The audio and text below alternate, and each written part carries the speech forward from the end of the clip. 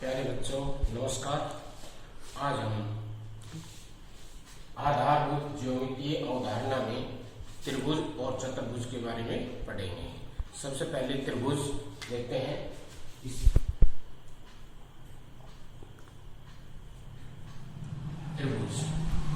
त्रिभुज क्या होती है?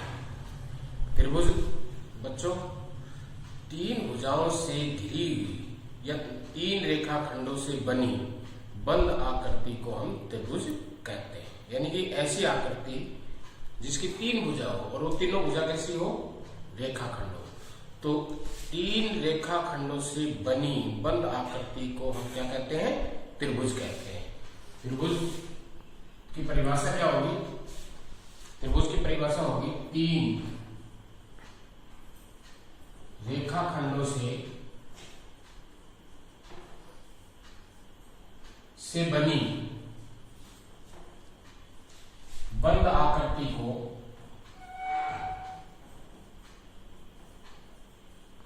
और त्रिभुज कहते हैं।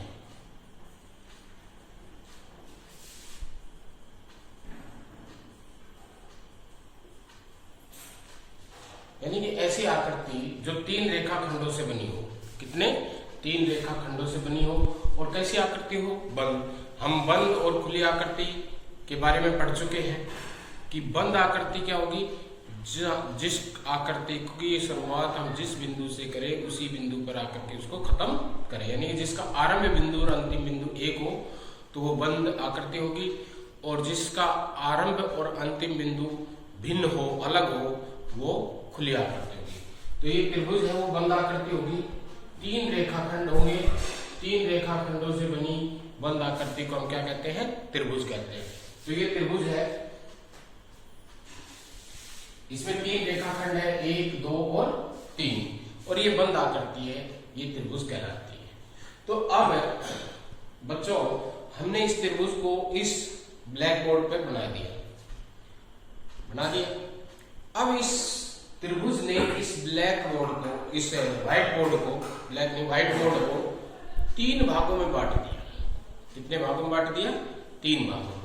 एक भाग इस त्रिभुज, जो ये त्रिभुज बनी हुई है, इसके बाहर का ये क्षेत्र है सारा, ये सारा इसके बाहर का क्षेत्र है। एक वो है जो इसके अंदर है, जो इन तीनों रेखाखंडों के अंदर का भाग है। यानी कि ये, और एक वो भाग है जो इन रेखाखंडों पर है। यानी कि ये रेखाखंड है,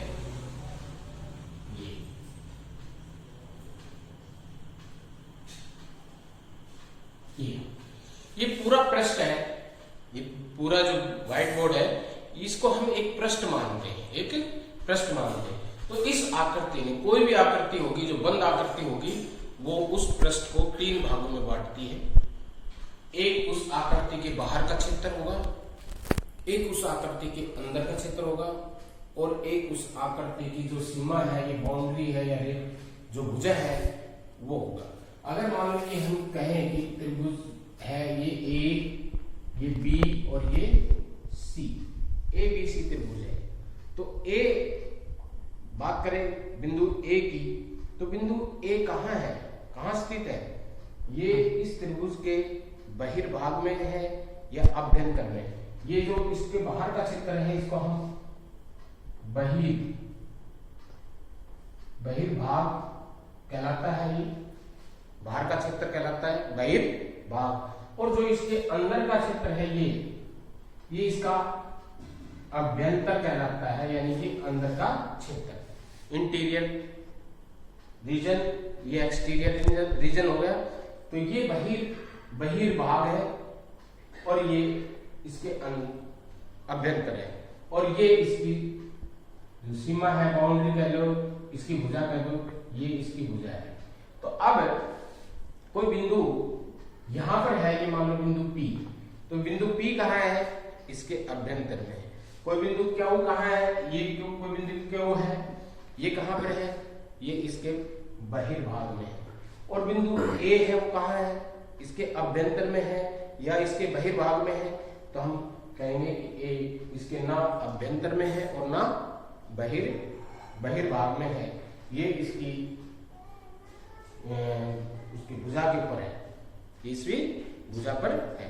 तो इस तरह से ये त्रिभुज है। इस त्रिभुज ने इस पूरे पृष्ठ को 3 भागों में बांट दिया। तो 3 भाग कौन कौन से हैं, ये अच्छी तरह तुम्हें समझ में आ गया होगा कि जो इस आकृति के बाहर का क्षेत्र है, बाहर का क्षेत्र सारा ये इसका बहिर्भाग है, और इस की जो भुजा है इसके अंदर का जो क्षेत्र है वो इसका अभ्यंतर है, और ये इसकी भुजा है। तो इस तरह से इस त्रिभुज को ने इस पूरे पृष्ठ को 3 भागों में बांट दिया। अब बच्चों यहाँ क्वेश्चन क्या आ सकते हैं, इसमें ये क्वेश्चन आ सकते हैं कि कोई हमने एक आकृति बना दी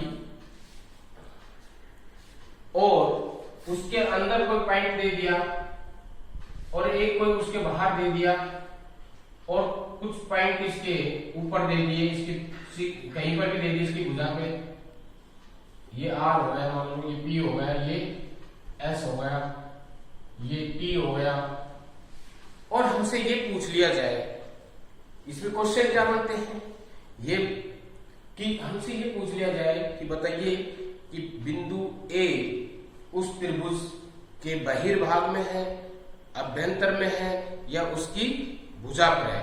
तो ए कहाँ है उसकी, ये जो इसकी तीनों भुजा है उसके अंदर है, तो ये इसके अभ्यंतर में है। कोई पूछ ले टी कहाँ है, टी बहिर्भाग में है, अभ्यंतर में है, या उसकी भुजा पर है। तो टी कहाँ है, इसके बाहर है, तो इसके बहिर्भाग में है। इसी तरह सी भी इसके बहिर्भाग में है, आर पी और एस ये इसकी भुजाओं पर स्थित बिंदु है। इस तरह के प्रश्न पूछ सकता है वो। और कैसे प्रश्न पूछेगा वो,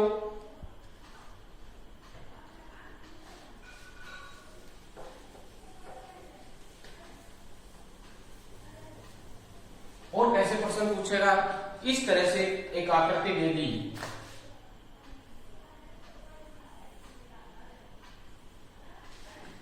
ये पूछ ले, इसके नाम रख दिए ए बी सी और ये डी। इसमें वो पूछ सकता है कि बताइए सबसे पहले कि इसमें कितनी त्रिभुज है। पहला प्रश्न इसमें ये आता है कि इसमें कितनी त्रिभुजें हैं। जिस तरह से हमने कल किया था कि ये कोण दे दिया था उसमें इस तरह से, और ये पूछ लिया कि बताइए इस यहाँ कितने कोण बन रहे हैं, कितने कोण बन रहे हैं। तो यहाँ कितने कोण बन रहे हैं, एक ये बन रहा है, एक ये कोण बन रहा है, और एक ये पूरा कोण बन रहा है। कुल कितने कोण बन रहे हैं यहाँ पे, 3। तो यहाँ वो इस तरह से त्रिभुज पूछ सकता है कि इसमें कितनी त्रिभुजें बन रही है। तो इसमें कितनी त्रिभुजें बन रही है, एक ये बन रही है, एक ये बन रही है, और एक ये पूरी बन रही है। ठीक है, तो त्रिभुज को लिखने का जिस तरह से कोण को हम लिखते हैं इस तरह से, ये मान लो ए बी सी और ये है डी, तो कोण ए बी सी ये कोण का निशान है ए बी सी। और इस कोण को लिखने में भी हमने 3 लेटर लिए हैं ए बी और सी। इसी तरह त्रिभुज का नाम भी हम लिखेंगे, तो पहले एक छोटा त्रिभुज का निशान लगा देंगे, छोटा, और फिर ये त्रिभुज ले रहे हैं तो ये ए बी और सी, ए बी सी, ये क्या होगी त्रिभुज ए बी सी। कैसा क्या बताया जाएगा, ये त्रिभुज ए बी सी। इसी तरह दूसरी त्रिभुज होगी ए सी डी, ए सी डी, और तीसरी त्रिभुज होगी A B D, A B D. तो ये 3 त्रिभुज बन रही है यहाँ पे। कितनी त्रिभुज बन रही है, 3 बन रही है। तो एक पर्सन ये पूछ सकता है वो कि यहाँ कितनी त्रिभुजें, कुल कितनी त्रिभुजें हैं और उनके नाम क्या क्या है। अब हमने जब कोण का नाम पढ़ा था तो हमने एक चीज पढ़ी थी, क्या पढ़ी थी कि कोण का शीर्ष है वो बीच में आएगा। कोण का शीर्ष है वो क्या आएगा, बीच में आएगा।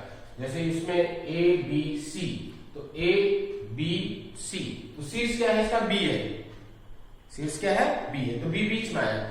लेकिन त्रिभुज में ऐसा नहीं है, त्रिभुज में तीनों नाम आने चाहिए, तीनों नाम आने चाहिए। जैसे कि पहला है ABC, त्रिभुज ABC, इसको मैं यहां से शुरू करता हूं, यहां से शुरू किया मैंने ABC, मैं यहां से शुरू करता हूं BCA, तो ये त्रिभुज BCA भी बन गई, ठीक है ना।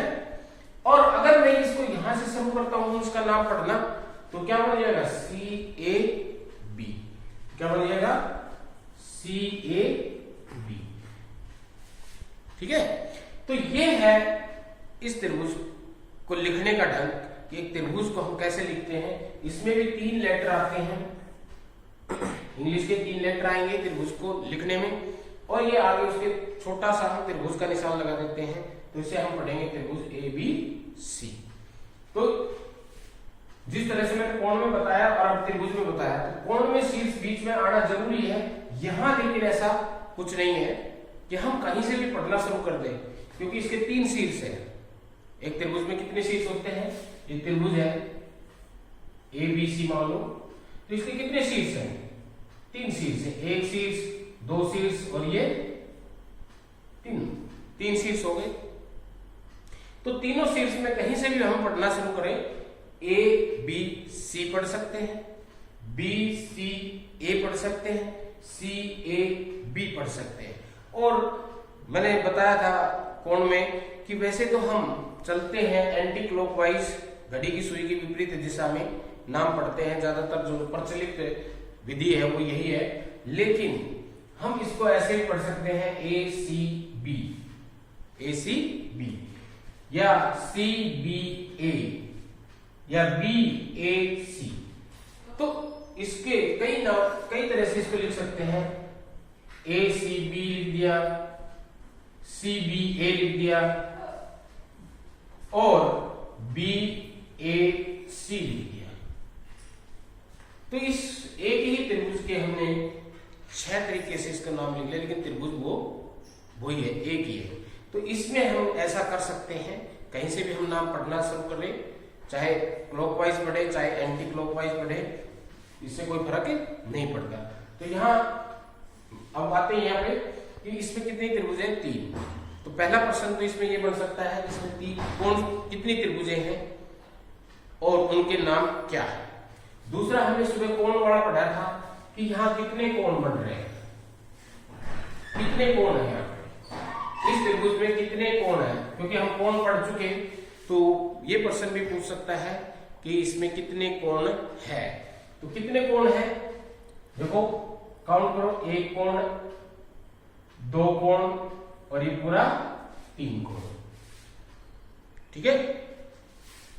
4 कोण, 5 कोण, 6 कोण और ये पूरा 7 कोण, कोण ये भी है पूरा 7 कोण, और इधर ये 8 कोण।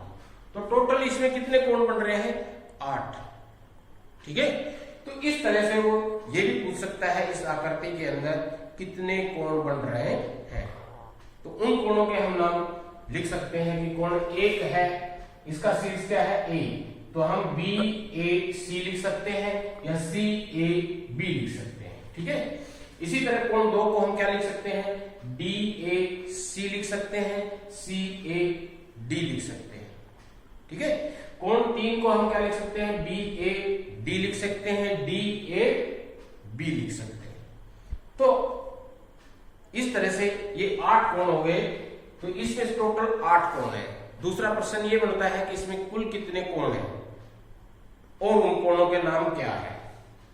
उसके बाद अभी हमने पढ़ा वो पॉइंट दर्शा सकता है कहीं पर भी।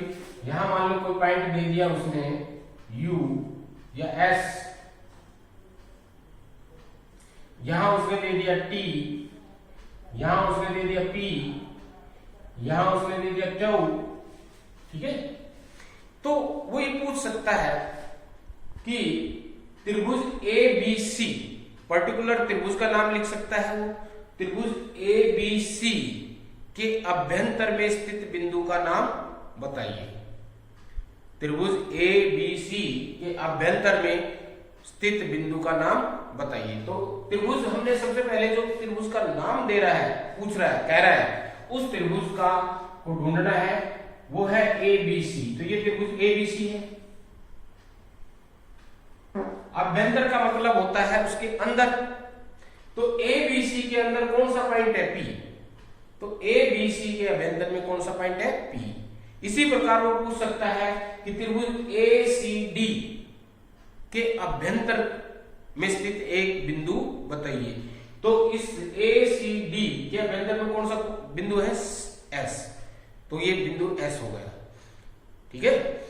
उसी प्रकार से अगर वो ये पूछे कि त्रिभुज ए बी डी के अभ्यंतर में स्थित बिंदु बताइए, तो यहां दो हो गए, ए बी डी में दो बिंदु हो गए। कौन कौन से दो, एक तो पी हो गया और एक एस हो गया, एक पी हो गया और एक एस। तो यहां दो बिंदु हो गए। और उसके बाद वो पूछ सकता है बहिर्भाग में, अगर वो पूछे त्रिभुज ए बी सी के बहिर्भाग में स्थित तीन बिंदु बताइए। अब यहां गलती कर जाते हैं बच्चे, क्या गलती करते हैं कि वो उनको ये एस दिखाई नहीं देता, वो ये सोचते हैं एस अंदर है त्रिभुज के अंदर, लेकिन वो बात किस त्रिभुज की कर रहा है, हमने ये देखना है वो बात किस त्रिभुज की कर रहा है। वो बात कर रहा है त्रिभुज ए बी सी की। तो ये त्रिभुज जो एस पॉइंट है, ये त्रिभुज ए बी सी के बाहर है, तो ये भी त्रिभुज ए बी सी के बहिर्भाग में है। तो त्रिभुज ए बी सी के बहिर्भाग में कितने बिंदु हो गए, क्यू टी और एस, क्यू टी और एस। तो इस तरह से ए बी सी के बहिर्भाग में ये, और डी बिंदु भी इसके बहिर्भाग में हो गया, डी बिंदु भी त्रिभुज ए बी सी के बहिर्भाग में हुए। तो टोटल कितने बिंदु हो गए, चार। कितने बिंदु हो गए, चार। हम गलती कर जाते हैं कि ये सोचते हैं कि त्रिभुज का शीर्ष है, लेकिन हमने सबसे पहले ये देखना है कि वो बात किस त्रिभुज की कर रहा है। जिस त्रिभुज की बात कर रहा है हमने सिर्फ उस त्रिभुज को ध्यान में रखना है, और उसके अलावा जो भी है वो उससे बाहर है। तो इसी प्रकार से वो त्रिभुज ए सी डी के बहिर्भाग की बात करें तो फिर भी चार हो गए, टी बी पी और क्यू, ठीक है। और अगर वो त्रिभुज ए बी डी की बात करता है तब दो पॉइंट हो गए, क्यू और टी, क्यू और टी। एक वो ये भी पूछ सकता है कि त्रिभुज ए बी सी व त्रिभुज ए सी डी का उभयनिष्ठ शीर्ष बताइए। उभयनिष्ठ शब्द कल भी खूब आया था। उभयनिष्ठ यानी कि साझा, कॉमन, इंग्लिश में कॉमन, हिंदी में साझा या उभयनिष्ठ। तो वो कहता है कि त्रिभुज ए बी सी और ए सी डी के अंदर कॉमन पॉइंट, कॉमन बिंदु, कॉमन शीर्ष कौन सा है, वो ही पूछ ले। तो इसमें देखो दो कॉमन बिंदु है, दो कॉमन शीर्ष है, दो कॉमन बिंदु है। वो कौन सा है, देखो ए बी दोनों में आ रहा है, सी बी दोनों में आ रहा है। तो ए बी दोनों को कॉमन शीर्ष है और सी बी दोनों का कॉमन बिंदु है, दोनों में ए और सी। और शीर्ष कॉमन इन दोनों के त्रिभुज की बात करता है, त्रिभुज ए बी डी और त्रिभुज ए बी सी। तो इसमें कॉमन शीर्ष कौन सा हो गया, दोनों में कौन सा आ रहा है, A B D A B C. तो दोनों में बी है वो आ रहा है, ये दोनों का कॉमन शीर्ष है, दोनों का क्या है, कॉमन शीर्ष। कॉमन शीर्ष ये है, ये तो कॉमन बिंदु है, ये कॉमन शीर्ष नहीं है, ये दोनों का क्या है, कॉमन बिंदु है, कॉमन शीर्ष नहीं है। तो कॉमन शीर्ष बी है और इसमें कॉमन शीर्ष कोई सा नहीं है, कॉमन बिंदु है ए और सी, ए और सी, ठीक है। तो इस प्रकार से हमें त्रिभुज के से संबंधित जो क्वेश्चन हो सकते हैं इस चैप्टर में वो हमने डिस्कस कर लिए। इसके बाद आता है चतुर्भुज। चतुर्भुज में भी वही चीजें हैं। सबसे पहले चतुर्भुज की परिभाषा।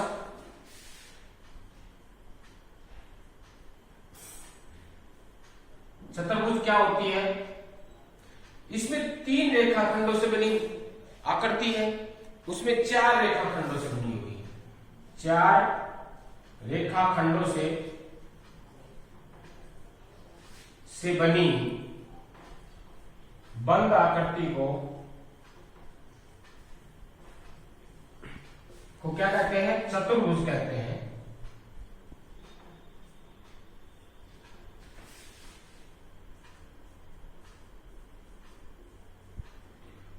इसमें 3 भुजा है और इसमें कितनी होगी? 4। जैसे कि ये इसमें कितनी भुजा है? 4, ए बी सी और डी, 4 शीर्ष हो गए इसमें। इसमें 4 कोण हो गए, 1 2 3 4। इसको भी हम जब पढ़ेंगे नाम तो ये चतुर्भुज का छोटा सा निशान लगा देंगे तो ए बी सी डी, चतुर्भुज ए बी सी डी होगा इसका नाम। इसी तरह से जिस तरह से हमने त्रिभुज में था कि हमने ए से शुरू कर सकते हैं, बी से शुरू कर सकते हैं, सी से शुरू कर सकते हैं, डी से शुरू कर सकते हैं और एंटी क्लॉकवाइज पढ़ सकते हैं नाम इनके, क्लॉकवाइज पढ़ सकते हैं। तो इसके भी कई नाम है, कई तरह से इसके लिख सकते हैं, लेकिन चतुर्भुज एक ही है। जैसे हमने ए बी सी डी लिख दिया, बी सी डी ए लिख दे, सी डी बी ए, लेकिन हमने ये ध्यान ये रखना है कि हमने क्रम से लिखना है, क्रम से लिखना है। यानी कि ए अगर हम एंटी क्लॉकवाइज ले रहे हैं तो ए के बाद बी आना चाहिए और क्लॉकवाइज ले रहे हैं तो ए के बाद डी आना चाहिए, सी नहीं आएगा, ए के बाद सी नहीं आएगा। तो ये हमें ध्यान रखना है। ये नहीं है कि हमने ए के बाद बी को छोड़ करके सी ले लिया, बी को छोड़ करके सी ले लिया। क्रम हमारा नहीं टूटना चाहिए, चाहे हम एंटी क्लॉकवाइज पढ़े चाहे क्लॉकवाइज पढ़े। तो जैसे अगर हम क्लॉकवाइज एंटी क्लॉकवाइज पढ़ेंगे, ए से शुरू करते हैं तो ए के बाद बी, बी के बाद सी, सी के बाद डी। ये नहीं कि ए के बाद हमने बी छोड़ के सी ले लिया, फिर डी ले लिया, फिर बी ले लिया, नहीं। हमने क्रम से चलना है, बिल्कुल सिस्टमैटिक तरीके से, ठीक है। और क्लॉकवाइज चले तब भी ऐसा ही है, ए के बाद डी, डी के बाद सी, सी के बाद बी। किसी भी शीर्ष को हमने जंप नहीं करना है, ये ध्यान रखना है। और इसी प्रकार से इस चतुर्भुज ने भी इस पूरे प्रश्न को 3 भागों में बांट दिया। ये इसका बहिर्भाग होगा, ये इसका अभ्यंतर होगा और ये इसकी भुजाएं होगी। तो इस प्रकार से इसमें भी उसी तरह के प्रश्न बन सकते हैं कि इसमें कितने कोण हैं, इस तरह से इसको काट दिया। ये इसके विकर्ण है, ये इसके विकर्ण है।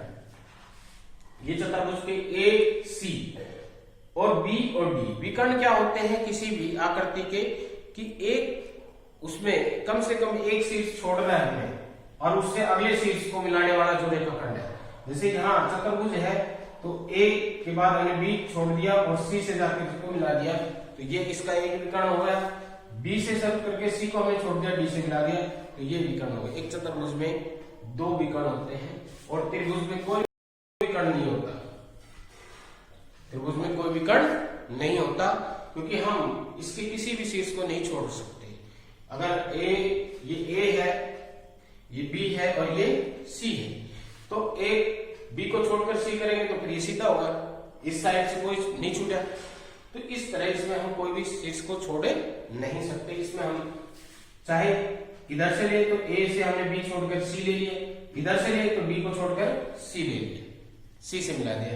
इसमें बी से ले तो सी को छोड़कर डी से मिला दिया, इधर बी चले ए को छोड़कर डी से मिला दिया, यानी कि एक शीर्ष हमने छोड़ दिया है। दोनों चाहे किसी भी तरह से चले, तो ये इसके कहलाते हैं विकर्ण, विकर्ण।